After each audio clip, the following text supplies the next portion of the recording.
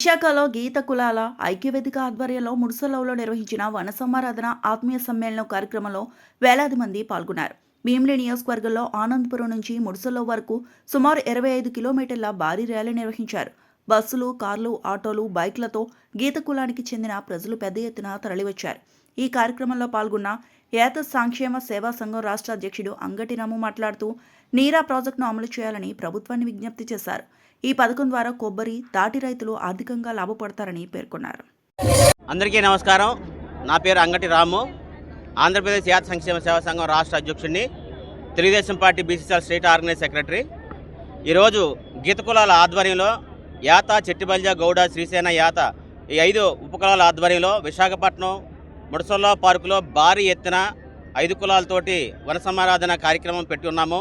ఈ యొక్క కార్యక్రమానికి అతిరథ మహారాజులందరూ మా కమ్యూనిటీకి చెందిన మంత్రులు, ఎమ్మెల్యేలు, అలాగే విశాఖపట్నంకి చెందిన 7 ఎమ్మెల్యేలు, ఎంపీ గారు వస్తున్నారు. ముఖ్య ఉద్దేశం ఏంటంటే గీత కార్మికులు అనేక సమస్యలు ఉన్నాయి. గత ప్రభుత్వం మమ్మల్ని పట్టించుకోలేదు. మా అనుకున్న ప్రభుత్వం అధికారంలోకి వచ్చిన తర్వాత ఏదైతే గీత కార్మికుల కోసం 10% బ్రాందీ షాపులు ఇచ్చున్నారు, అలాగే వైన్ షాపులు కూడా, బార్ షాపులు కూడా ఇచ్చున్నారు.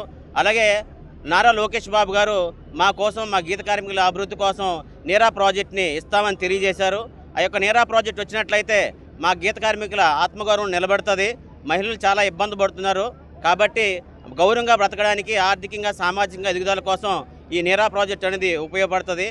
అలాగే కూటమి ప్రభుత్వంలో మా అనుకున్న ప్రభుత్వం వచ్చింది కాబట్టి గీత కార్మికులందరికీ 50 సంవత్సరాలకే పెన్షన్ ఇచ్చేవారు. ఇప్పుడు కూడా 50 సంవత్సరాలకు పెన్షన్ బీసీలందరికీ ఇస్తామంటున్నారు. కాబట్టి బీసీల్లో ఇచ్చే ముందు ఫస్ట్ ప్రాధాన్యతగా మా గీత కార్మికులకే ముందు పెన్షన్ ఇవ్వాలని కోరుకుంటున్నాం. అలాగే గతంలో మాకు ఎక్స్రేషియా అనేది ఉండేది. ఇప్పుడు ఎక్స్రేషియా లేదు, బీమా మాత్రమే వస్తుంది. కాబట్టి చెట్టు మీద పడిపోయిన ప్రతి గీత కార్మికుడు ఒకవేళ మరణిస్తే వాళ్ళ ఫ్యామిలీ రోడ్డును పడుతుంది. కాబట్టి చెట్టు మీద పడిపోయి మరణించే గీత కార్మికుడికి ఖచ్చితంగా ఎక్స్రేషియా ఇవ్వాలనేది ప్రభుత్వాన్ని విన్నవించుకుంటున్నాము. అలాగే అంగవైకల్యం చెందిన వాళ్ళకి 5 లక్షల రూపాయలు నష్టపరిహారం ఎక్స్రేషియా ద్వారా ఇవ్వాలని ఈ ప్రభుత్వాన్ని విన్నవించుకుంటున్నాము.